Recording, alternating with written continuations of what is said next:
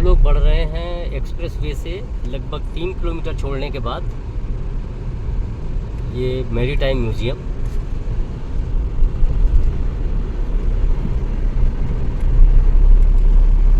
इसका भी अपना कीर्तिमान होगा और पास में लोथल है, तो इस तरह से ये एक पर्यटक नगरी के रूप में भी विकसित हो जाएगा। तो ये एक विशालकाय समुद्री जहाज़ की शक्ल में बना विकसित किया जा रहा है और ये पूरी डेवलपमेंट बहुत बड़ी है, मैसिव। ये 400 एकड़ में है और यहाँ के क्षेत्र के करीब 7 गांव इसमें कवर किए जाएंगे, जिसमें इसका विस्तार किया जाएगा। और एक साथ में एक ये भी योजना है कि अपने देश के जितने भी प्रांत हैं, स्टेट्स हैं, सबको 2-2 एकड़ लैंड दी जाएगी, ताकि वो वहाँ जैसे झांकियाँ होती हैं 26 जनवरी की परेड में, इसी तरह से अपनी सांस्कृतिक विरासत को वो वहाँ दिखा सकेंगे। तो ये बहुत बड़ी पर्यटक केंद्र के रूप में भी विकसित होने वाला है और ये मैरीटाइम म्यूज़ियम है। और हम लोग आ पहुँचे हैं लोथल, जो हड़प्पा कालीन बंदरगाह वाला शहर है। और अब चल के इसको अंदर से देखते हैं, बहुत पुरानी सभ्यता। तो हम आ पहुँचे अंदर, डॉकयार्ड बना हुआ है और आगे जाएंगे तो गोदाम मिलेगा, जिधर ये लोग जा रहे हैं।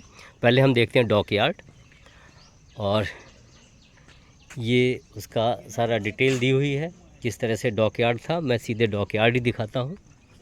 ये देखिए एक पिलर लगा हुआ है डॉकयार्ड, और ये था वो समुद्री बंदरगाह कह दें उस समय का। और ये पुरानी एक वॉल भी दिखाई दे रही है। ये एरिया, ये वॉल अभी सबमर्ज है, पानी में डूबी हुई है। तो यहाँ से समुद्री रास्ते से व्यापार होता था गल्फ़ कंट्रीज़ के साथ। अब आगे दिखाते हैं पूरा जो शहर था पुराना, किस किस तरह से बना हुआ है। यहाँ गोदाम भी हैं, रहने की बस्तियाँ हैं, बस्तियों में भी डिवीज़न है। वर्किंग क्लास अलग रह रहा था और जो एलीट क्लास था वो अलग रह रहा था। इसके अलावा वर्कशॉप्स हैं, उनकी जगह अलग दिखाई देंगी। ये रहा गोदाम का एरिया, जहाँ पे उनका सारा माल इकट्ठा होता था समुद्र के किनारे। और ये यहाँ पे इनकी रिहाइश होती थी। रिहाइश में मेन जोर दिया गया था उनके जो बाथरूम से स्नानागार और किचन। और वहीं पे ही आपको नालियाँ देखने को मिलेंगी संरचना। नाली जैसे ही जहाँ पे पानी निकलना शुरू होगा, वहाँ से आगे बढ़ेगा तो स्लोप लगातार आपको विजिबल होगा। साथ में उस नाली की चौड़ाई और गहराई भी बढ़ती चली जाएगी, वो मैं अभी आपको दिखाता हूँ। ये कुछ बर्तन मिले थे, स्टोरेज बिन्स, उन समय के किचन के बगल में ही ये भंडार गृह हुआ करता था। यहाँ पर आगे वर्कशॉप्स भी हैं, भट्टी थी जिनमें मोतियों का काम होता था और ये व्यापार गल्फ़ कंट्रीज़ के साथ चलता था। और यही इधर नगर क्षेत्र भी है। ये देखिए उस समय के घरों के अवशेष। और जैसा मैं कह रहा था, नाली लगातार गहरी और चौड़ी होती चली जाएगी जैसे जैसे वो आगे बढ़ेगी, ताकि पानी का कहीं लॉगिंग ना हो और वो आगे निकलता जाए। ये देखिए लिखा हुआ है बीड फैक्ट्री, तो यहाँ पे काम होता था। और ये इसकी भट्टी थी जिसको अभी जाली से ढका हुआ है।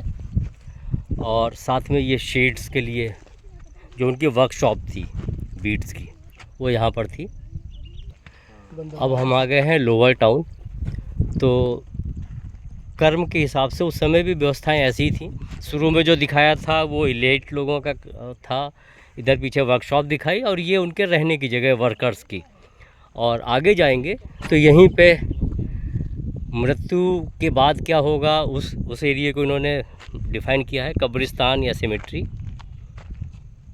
अब हम आ पहुँचे हैं अकुरू गांव में, और जो अपनी साइट है कृष्ण विहार। कृष्ण विहार ये MDR है, मेजर डिस्ट्रिक्ट रोड, जो धोलेरा SIR से आती है और इस तरफ जाएगी। ये रोड में मिलेगी जो अहमदाबाद से भावनगर जाता है, उस रूट को कनेक्ट करेगी। अभी ये सिंगल रोड है, मेजर डिस्ट्रिक्ट रोड, और ये चौड़ी होनी है। इसमें 50 मीटर का हमारे राइट साइड में ये एक्सटेंशन के लिए गवर्नमेंट ने मार्क कर रखा है। तो अब हम चलते हैं, आपको दिखाते हैं कृष्ण विहार। ये है कृष्ण विहार। और ये यहाँ साइट ऑफिस, बाकी ये पूरी साइट। चूँकि आजकल बारिश के दिन है तो जहाँ कहीं भी थोड़ा बहुत लो लाइन है वहाँ पानी भरा हुआ है, और बाकी जगह ठीक ठाक हालात हैं। ये है कृष्ण विहार। टाटा सेमीकंडक्टर प्लांट पर जो काम हो रहा है वो दिख रहा है। ये सारी क्रेन्स वहीं लगी हुई हैं, और इधर ये रेन्यू की फैक्ट्री जो ऑपरेटिंग है, और उसके बगल में पॉलीकैब, उसमें भी काम चल रहा है। और ये रिवर फ्रंट जिसकी अक्सर मैं चर्चा करता रहता हूँ, ये उसका वॉकवे।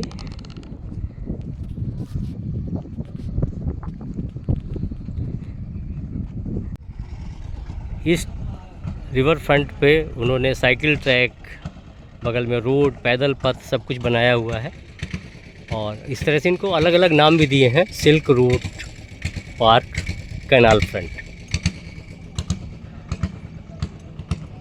धुलेरा की ये जो विजिट रिपोर्ट आपको दिखाई है ये 10 सितंबर की है, और मैं हर महीने मेरी एक विजिट धुलेरा की ज़रूर हो जाती है। और सबसे बड़ी जो विशेष तौर से कहने वाली बात है वो ये है कि धुलेरा की प्रोग्रेस हर बार आपको रिमार्केबल है, विजिबल है। आपको फील होगा कि एक बहुत बड़ा परिवर्तन आपको हर महीने देखने को मिल रहा है।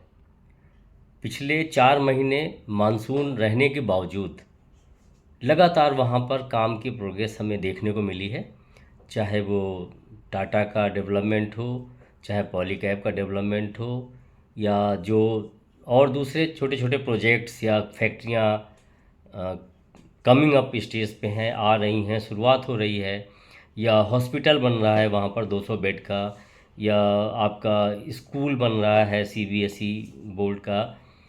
तो उन सब जगह, सीनियर सेकेंडरी स्कूल, सब जगह हमको काम होता हुआ मिलता रहा है, और लगातार वो प्रोग्रेस ऐसी है जो आपकी आंखों में आएगी, आप उसको महसूस कर पाएंगे। टाटा सेमीकंडक्टर पर जो गेट से लगा हुआ एडमिनिस्ट्रेटिव ब्लॉक है, वहाँ पर पैनलिंग हो रही है। मतलब देखते देखते 3 महीने में बहुत बड़ा स्ट्रक्चर खड़ा हो गया है। ऐसे ही रेन्यू के बगल में जो एक रेजिडेंशियल ब्लॉक बन रहा है, बहुत बड़ा काम वहाँ पर ऑलरेडी कंप्लीट हो चुका है। तो ये शहर बहुत तेज़ी से विकसित हो रहा है और बहुत आगे तक जाने वाला है।